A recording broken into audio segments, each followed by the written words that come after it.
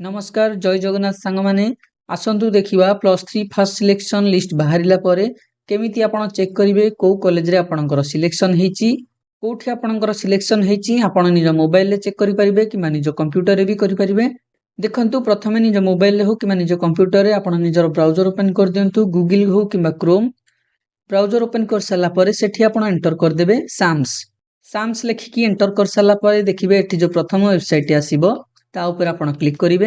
एबे देखंतु साम्स रो official website आपणकर ओपन हे जायछि आपण टिके तळकु स्क्रॉल करिवे तापरे हायर एजुकेशन अंडर रे देखिबे गोटे ऑप्शन अछि डिग्री प्लस 3 ता ऊपर क्लिक करिवे। देखंतु डिग्री प्लस 3 ऊपर क्लिक करला परे एम्ति गोटे पॉपअप आसीबो आपण एई फुल चिन्ह रे क्लिक करिकि पॉपअप टा को काटी देबे। एठी आपण बहुत सारा ऑप्शन देखि पारुथिबे जेमिति कि student login know your selection status fast selection merit list. एबे जेहेतु आमे चेक करिबा को कॉलेज रे हमर सिलेक्शन हेची तेनु आपण नो योर सिलेक्शन स्टेटस ऊपर क्लिक करंतु। नो योर सिलेक्शन स्टेटस ऊपर क्लिक कला परे आपण देखिबे आपण एई पेज को पळे आछंती। एठी आपण देखिबे आपण को बहुत सारा ऑप्शन देखौची।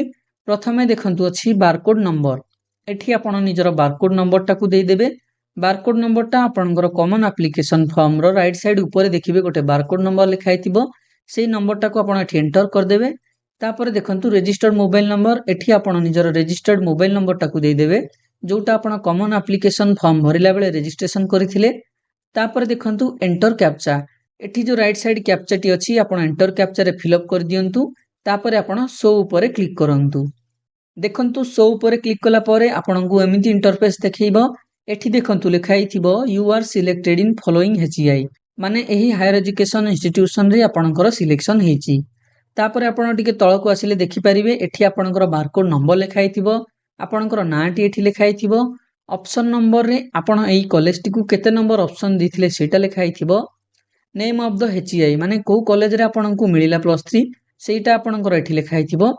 स्ट्रीम नेम रे आपणकर स्ट्रीम लिखाई थिबो। सब्जेक्ट नेम रे को सब्जेक्ट पे आपण अप्लाई करिथिले। सिलेक्शन कैटेगरी रे आपण निजर कैटेगरी को कोन दिथिले ओबीसी एससीबीसी किबा जनरल किबा एससी एसटी। तापर टिके राइट साइड स्क्रॉल कले आपण देखिबा को पाइबे एठी लेखा हेची एडमिशन डेट माने को दिन आपणकर एडमिशन अछि सेई डेट टी एठी लेखा हेची माने सेई दिन ही जाई कि आपणकु निजर एडमिशन प्रोसेस को कंप्लीट करबा को पड़िबो। तापर देखंतु सिलेक्शन स्टेटस रे आपणकु को सिलेक्शन रे मिलिला जोटा कि फास्ट सिलेक्शन सेटा एठी लेखा हेची।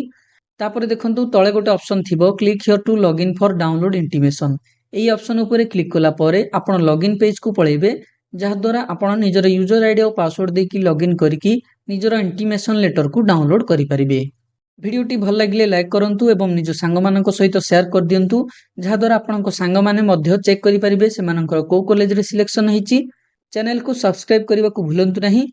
धन्यवाद। Thank you. जय जगन्नाथ।